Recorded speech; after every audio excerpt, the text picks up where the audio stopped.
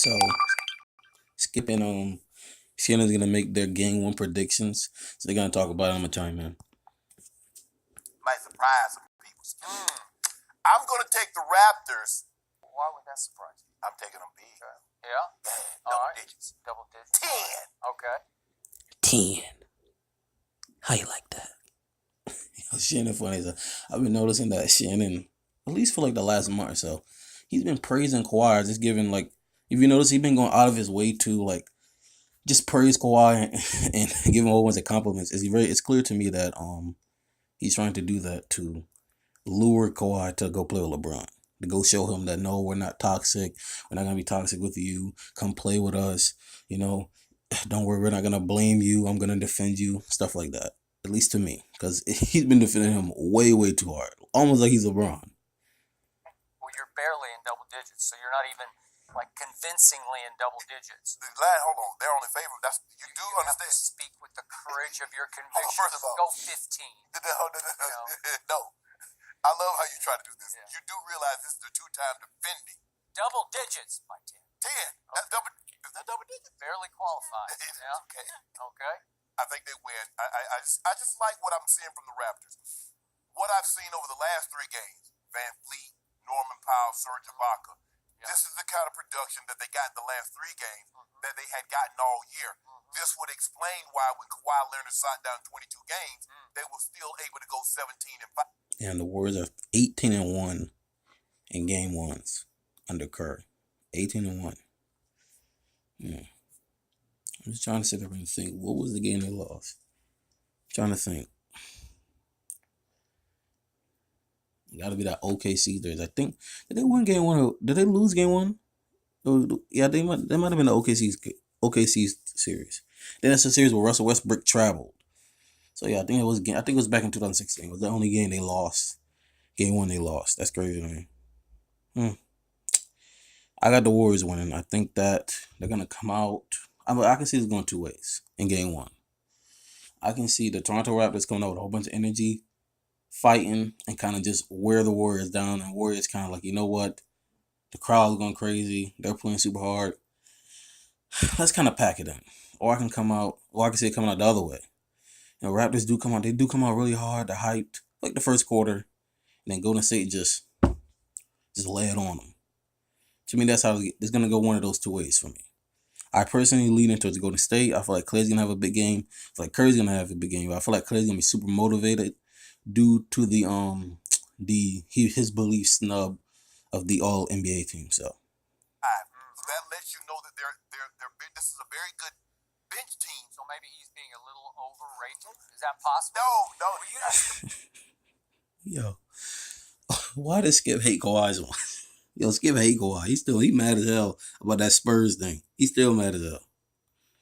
He's overrated. Like, Skip is mad as hell about that Kawhi thing, man. Like, let it go. It's over, bro. Threw the stat out there. 17-5 is pretty great, right? But he's been unbelievable. He's been everything is advertised. He's been better than advertised. Until the fourth quarter. Go ahead. But let me say this, though. Skip has some ground when it comes to the fourth quarter, because I've seen Kawhi be kind of, I'm not gonna say disappearing act, but he's been not as assertive in the fourth in some of the games I have seen. I haven't watched all of the playoffs game that he's been in, but I watched a solid amount.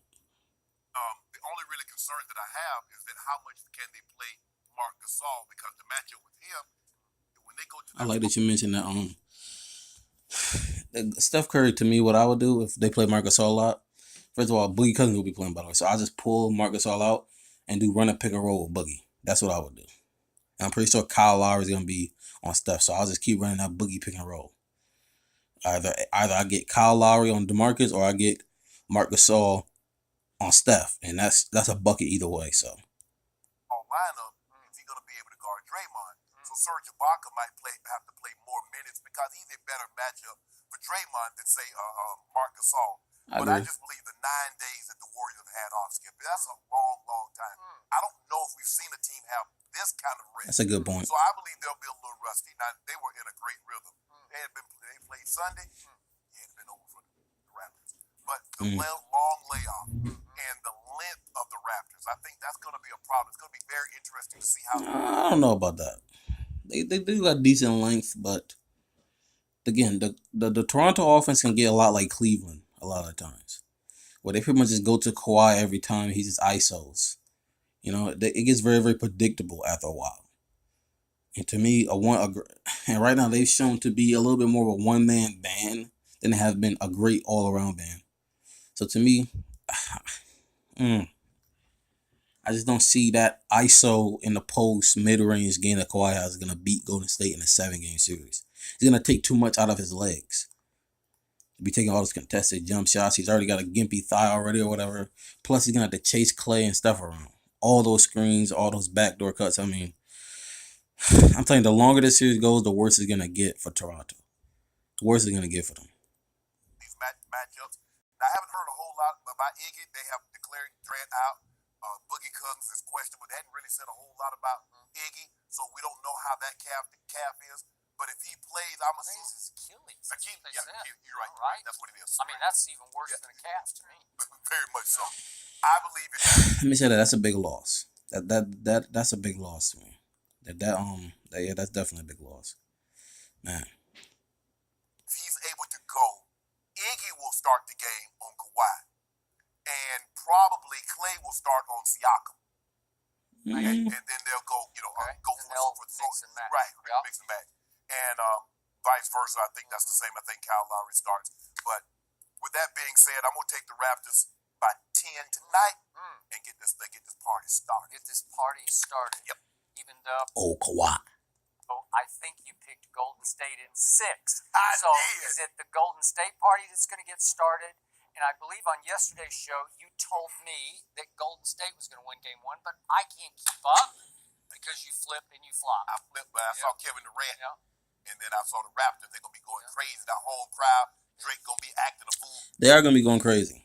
But, again, with Golden State getting 5 straight championships, they've seen every crowd. So, as far as Drake, no, I'm going to post a video on what I did about Drake and the Milwaukee Bucks. How I knew that first of all, I knew they wasn't going to win either way. But once they came out with that whole Drake look, I was like, dude, these guys are so mentally weak.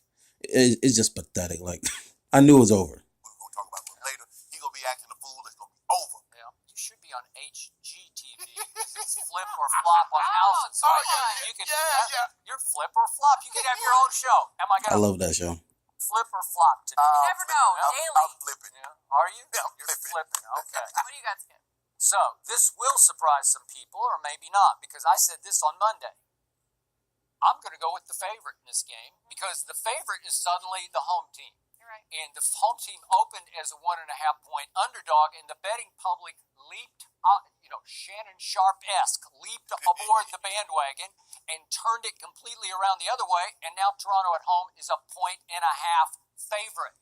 That's a big deal. But to me, Golden State right now, to me, is on a mission. So, I don't know how Kyle Lowry and them are going to do is Game 1 of the finals, and it's 5 minutes left in the game, and Golden State's up by 4. Or vice versa. Maybe you were up by 10 or 12, and Golden State went on the run. Now it's 5 minutes, and they only down by 2. How they going to respond to that? That intensity. Big betting swing. Big that swing. 3-point swing. Somebody laid 6 figures down on the Raptors. And maybe there were a lot of somebodies who It must be laid Drake. medium money on it because the bandwagon is rolling toward the home team. Right. And I agree. It's a lot of Toronto Raptors. I keep saying that people keep saying Toronto's going to beat Golden State in 6. You guys think they're going to roll into Oracle, the very last game they will ever play there, and beat the Golden State for the championship? Like what? To me, that must mean that you guys don't believe that they will win Game 7. Because to me, the only how they could win the Raptors is if they win Game 7. They're not going to go into Oracle, the very last game of Oracle, and beat them for the championship there. Like, come on. like your 1 point that you made, I'm with. Golden State has had 9 days off. It's too many days off. So I believe Possibly. Golden State will lose this game more than Toronto will win this game. Toronto has had 4 days off, which I believe you would. You know what? I'll be kind of agreeing with this if they had all hands on deck. Because Golden State, they are a team that starts to smell their own fumes and start to believe their own hype. They are. They get very, very comfortable sometimes. But saying that they don't have Iggy, They don't have Kevin Durant, and they just found out they're gonna have Boogie. I have a feeling they're gonna be locked in. So I don't think that's gonna be a problem, but it could be. Qualify as the perfect amount of time to stay hot but get a little bit of rest off two grueling battles with obviously Philly and Milwaukee. So you get to stay hot, you get to stay home, and you get to stay in more rhythm than Golden State does because they're still teetering, reeling with is KD or not. He's on the trip. Does that mean, what does that mean? They're not going to that.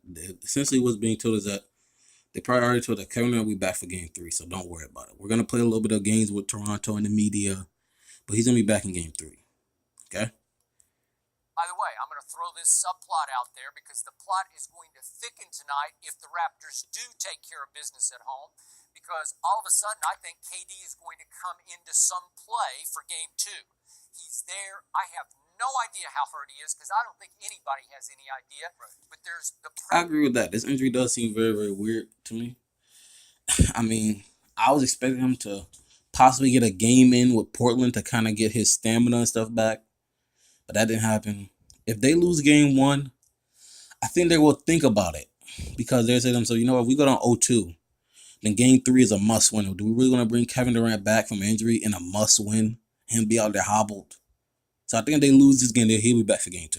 Pressure will mount for him to play Game 2 because you just said get the party started. Well, what if the party rolls into Game 2 and Toronto wins that game?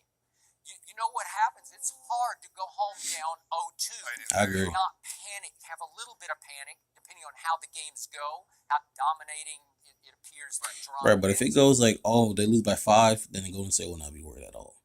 Now, if they get blown out by 20 every game, then yeah, they're going to be worried. Well, I think Kevin Durant is going to come back into play hugely, even starting in Game 2. You might be right, Skip, because we haven't seen this team be down 0-2. This is only the second time in this playoff run of theirs, this 5 straight championship, that they've not had home court. This series in Houston last year. Only twice. Let that sink in for a second. So they're in uncharted territories, especially in the finals. So I don't think so. Again, they beat Houston last year, so I think they'll be fine. I think Game 7s actually put more pressure, in my opinion, on the home team. To me, that's who the pressure is on, really. Because if the Golden State walk in and they win in Game 7, then it's like a steal. But if you lose, then you know what was going on. You're supposed to win that game. So to me, Game 7s are more pressure on the home team than it is the road team. No, because normally they get it home, Oracle gets the rolling, and they normally blow people out. With the exception of that first game where they had to go to overtime, Steve Kerr first year there with the Cavaliers. All the other Game 1s have been wipeouts. Okay, I got it.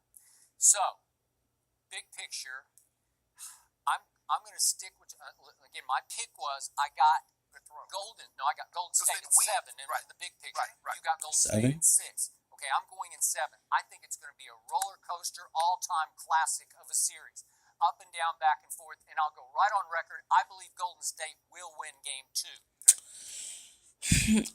I'm gonna be honest. I don't know if it's gonna be a roller coaster. To me, it would not shock me. Like would it shock you if Golden State sweep them?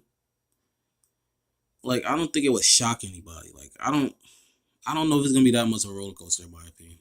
I think Golden State gonna get them out of there relatively soon. Just my opinion. I don't think no one would be shocked if Golden State swept the Raptors. I don't think no one would be shocked at all. So to me, I think Golden State's gonna come out here,